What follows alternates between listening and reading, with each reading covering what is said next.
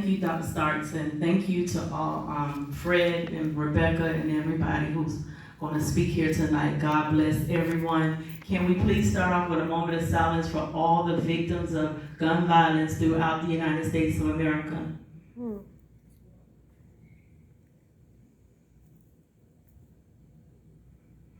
Thank you all so much.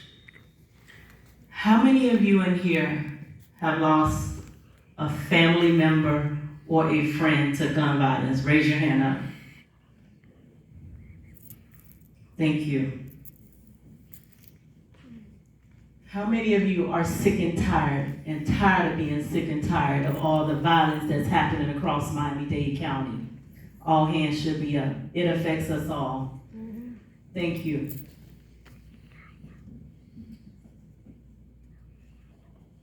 My name is Tawana Akins, and I live, breathe, and fight for our youth on a daily basis.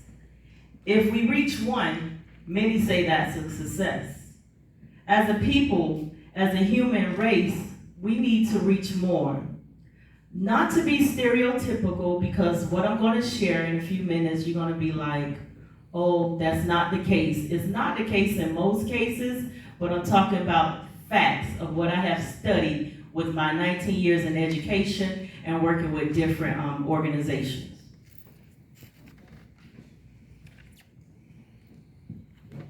Of course, in the videos, Susan videos, I heard breaking chains.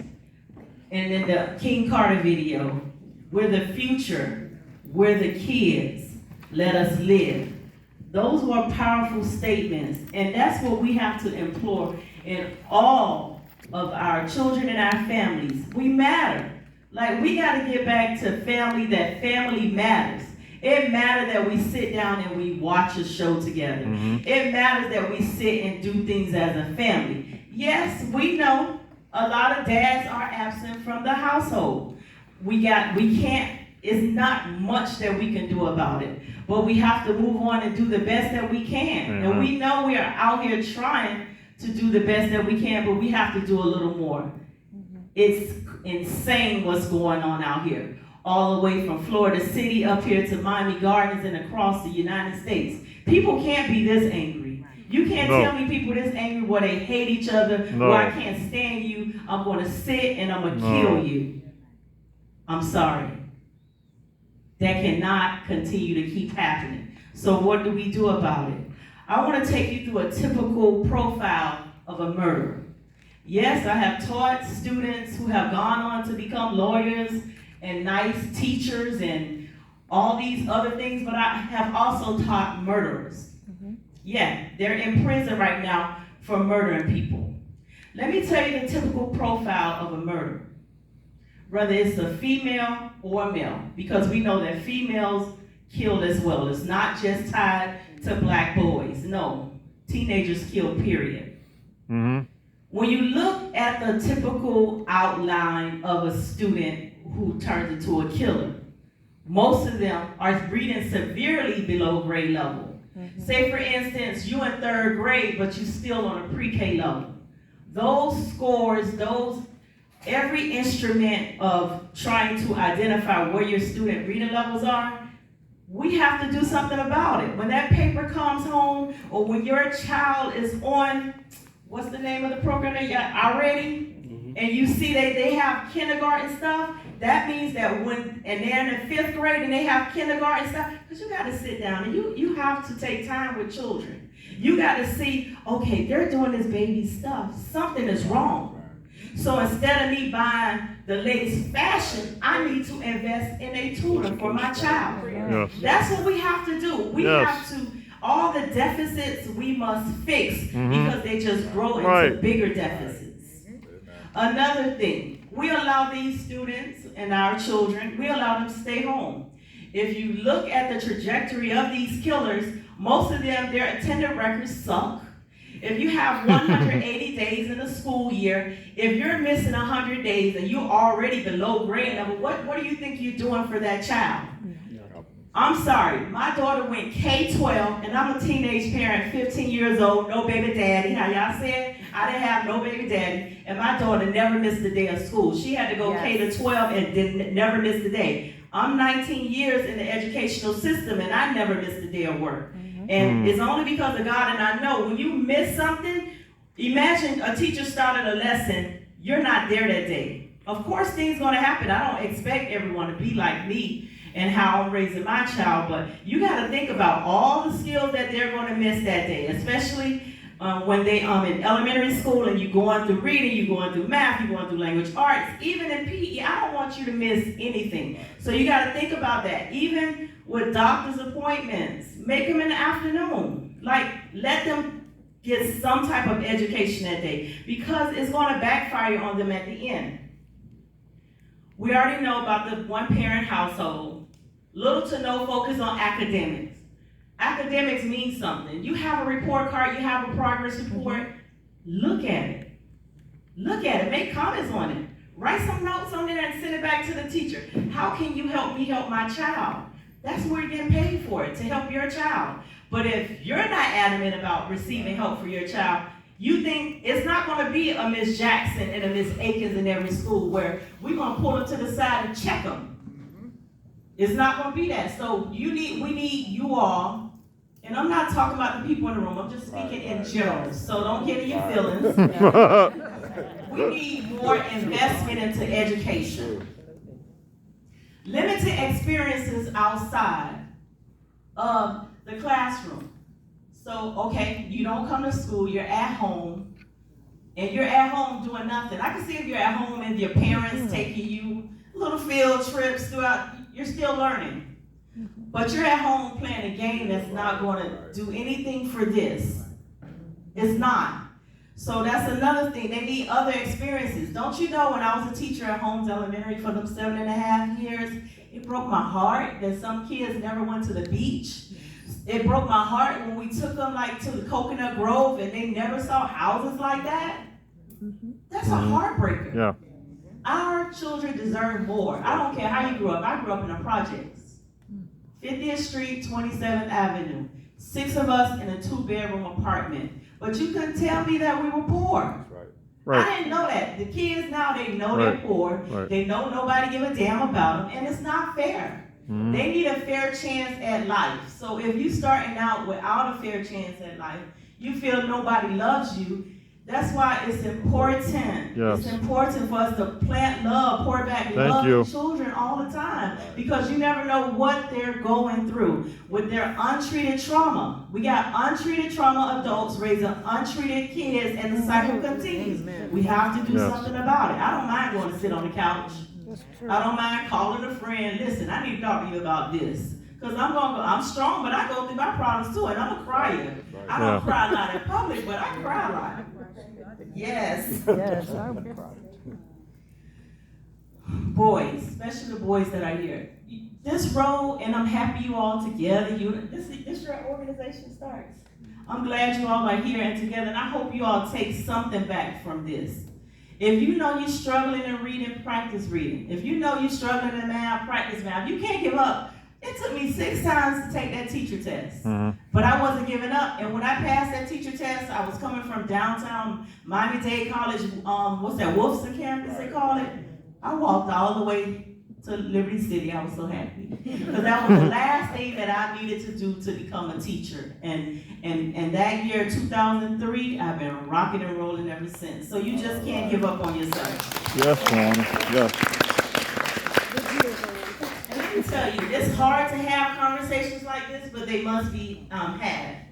No teacher wants to get up here and say all the negative aspects of what goes on in education and what parents should do, but it's a needed conversation that we've been avoiding for years, and we have to talk about it. We have to. I'm standing here today to play a triple role, right? I'm an educator, I'm an activist, and I'm also a family member. Me, myself, I have lost 6 family members. I have called Tangela Sears how many times, Tan? A lot. Yes, Tangela right here. So, when King Carter died, I called Tan. When Santana died, I called Tan. So shout out to Tan. Let's clap it up for Tangela here Yes, ma'am. for her work in the community. And you know the thing about it. And the larger your family is, the more it's prone to violence. It's just statistics and numbers, right? So my family, my dad had 26 of us running around town, right? And then my mom had a large size family. So it's like on both sides, I experienced gun violence. Not to say gun violence is not in affluent neighborhoods, but most of my family, we from the poor area, right? Brown Sub, Liberty City. When I saw where my nephew died at, when Ralph died on 70th and 8th Avenue, 70th Street by Northwestern, that place looked like a zombie zone. It's like nobody should even be living over there like that. It's ridiculous. My childhood friends have buried their children. I told you I was a teenage parent. I'm a proud graduate of Copes in the North, class of 1994. And I have my friend Jamie, and the other one who lost her son Eric at the Walmart on 183rd. Like, I could go on and on about people that I know personally that have lost their children to gun violence. We have Letha here as well. We have Tangela Sears, of course. I don't know who else here lost their child to gun violence, but I know a lot of people. So where's the village? We always screaming, what about the village? But where's the village? It's gone because no one wants to say anything. No one wants to say anything. I'm sorry, I stand, like, I don't run around with crowds of people. Like, if I know information, I'm going to share it. And I don't care who knows that I share it. Right. Because I'm tired of, like, hiding. Like, I'm not going to hide who I am. If I know something about you, especially if you're doing a killing, I'm going to report it. Yes. That's just it. Yes. The village is gone because no one is saying anything. It's my child. Everything is my child. Not a teacher, not a neighbor, not a soul can say anything. When a child is in trouble or severely injured, you now want the same village to stand and support you. Yes. Yes. Simply, you can't have both. You can't. No. Did you know that 3 out of 4 murders in Miami-Dade County go unsolved? No one sees, hears, feels, says anything. The problem can't fix itself. We must fix the problem. Take back our households. Children are children for a reason. They cannot make adult decisions. Did you know that most murders happen because of clout, respect, celebrity status, acclaim from social media? Social media beefs are real. Yes, it is. And many are dead because of social media. Yep. For example, my nephew King Carter, social media beef. Social media has many great ways to get information out quickly, but what info you are letting out is what matters the most. Early intervention is key. Starting early with behavior that is inappropriate is a step.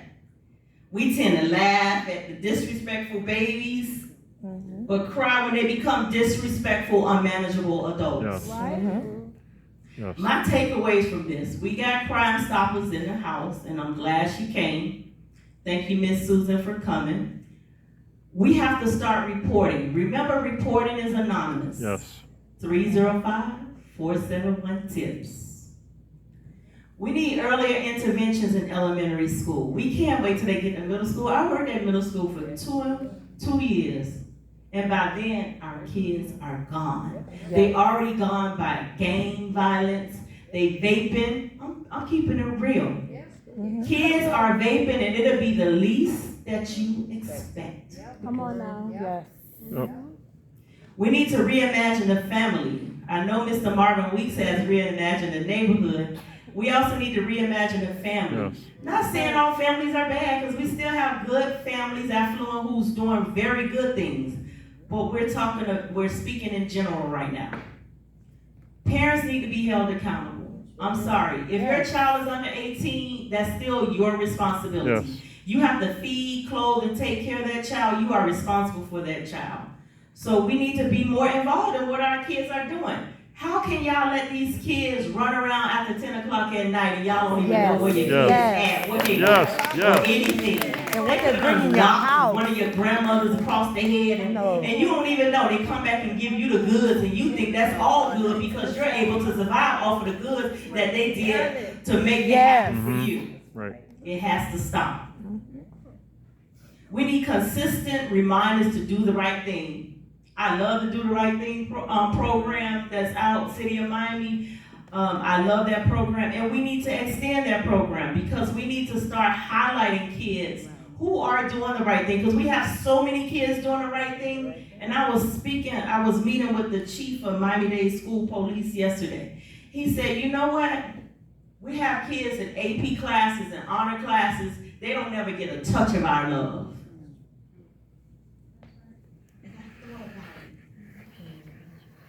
You are absolutely right. You know that the only people that's usually in my office are kids I'm trying to save from getting killed or dying. Right. I never pull those smart kids in my office. And that's another way to look at it. We got to help them too, right? Yes.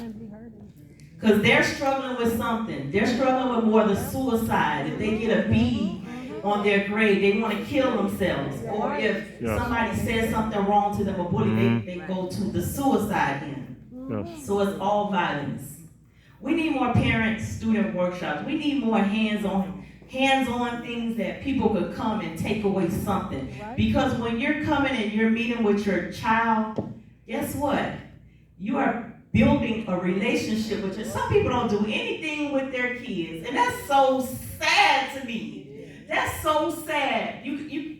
When the last time you read a book with your child? That's my granddaughter right there, and she'll tell you, I'm making my business. She gotta read every time she around me. She gotta read and solve a few problems and do something that's gonna help her mental. I know she gets tired of me, but it's gonna help her in the future.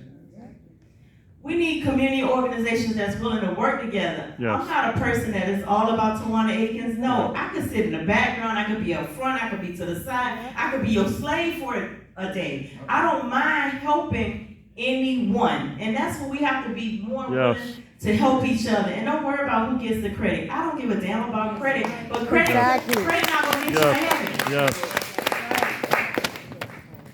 We need to build up more entrepreneurs. Our kids know so much. They so talented. And we just need to support kids who want to have businesses, who got dreams and aspirations. We need to be promoting more of that. Not just when a kid kills somebody, promote them positively. And I'm going to stop because I know other people got to speak. Let me Speak your truth.